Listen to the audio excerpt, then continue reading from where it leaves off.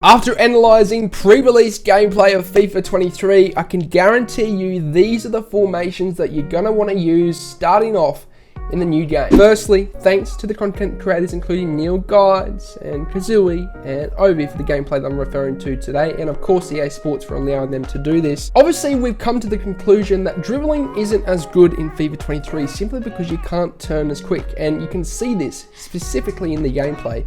The left stick is not as reactive. What this means is, when we're trying to turn away from defenders, we can't necessarily do that this year. You know, you could take a bad touch towards a defender in 22, but quickly turn back if it was a bad touch. This year, because it doesn't react quick enough to the left stick, it means we have to basically adapt. Now, formations are going to be important aspects for us in the attack to overcome this difficulty of dribbling. What I mean by that is, you're going to always want to need passing options going forwards.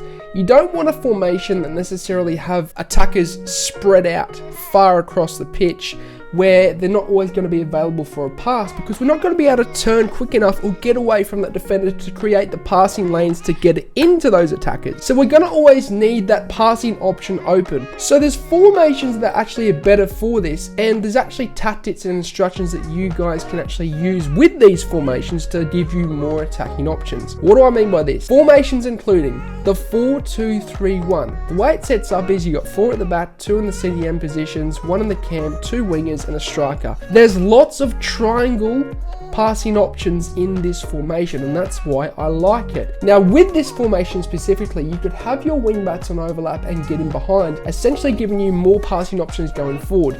Essentially, they will get forward, offer you more passing options on the wing when you're out there, and essentially you're always going to have options to pass when you can't dribble away from that defender. Other formations including, let's say, the 3-5-2. Lots of triangles again with this formation, and it's the triangles that you want available to always have yourself a passing option going forward, so that we don't always have to rely on trying to dribble around to create those passing lanes.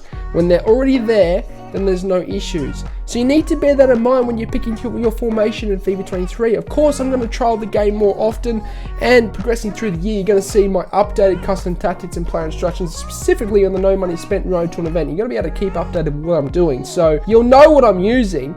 But I'm definitely going to try and use a formation that has passing options going forward, if you know what I'm trying to say here.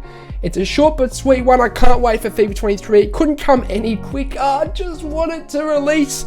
I am coaching for FIFA 23. If you want to progress and become a better player, I've taken people from Div 10 to Elite in a matter of months. Can be done and will be done. Check out the Patreon link down below and join up to the Academy. Of course, also check me out on Instagram. I'm doing giveaways in FIFA 23 throughout the year over there, and keep in touch with your boy in the No Money Spent series. But as always, hope you have a good day. I'm out. Sayonara. Au revoir. Adios. Salam. Ciao. Goodbye.